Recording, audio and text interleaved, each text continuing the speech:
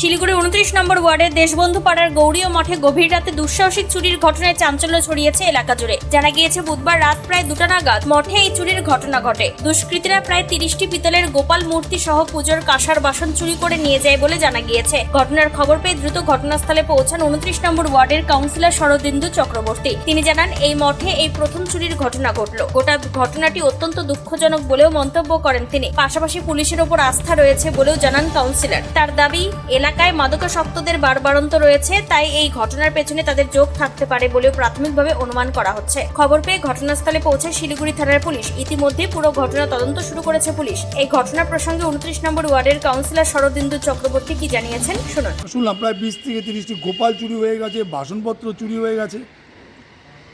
এখানে পুলিশের আধিকারিকরা এসেছিলেন এবং আমাদের এখানে তাই এটাই হচ্ছে বক্তব্য যে এই সময়ে দাঁড়িয়ে বারবার আমি বোর্ড মিটিং এগুলো উত্থাপন করেছি যে শিলিগুড়ি শহর নেশার আক্রান্ত হয়ে গেছে।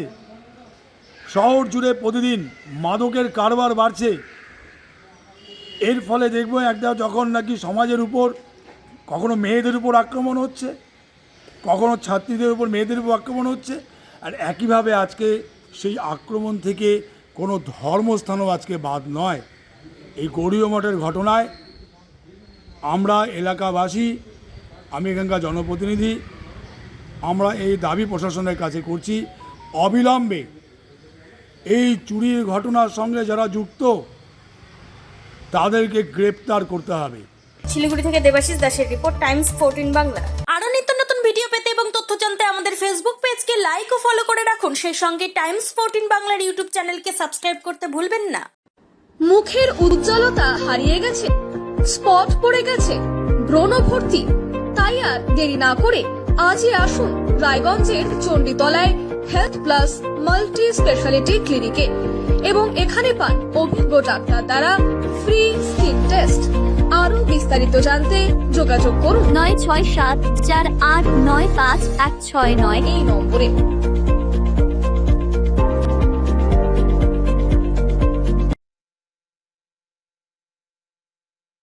আজ তোমার বিয়ে সাজলো নতুন সাজে।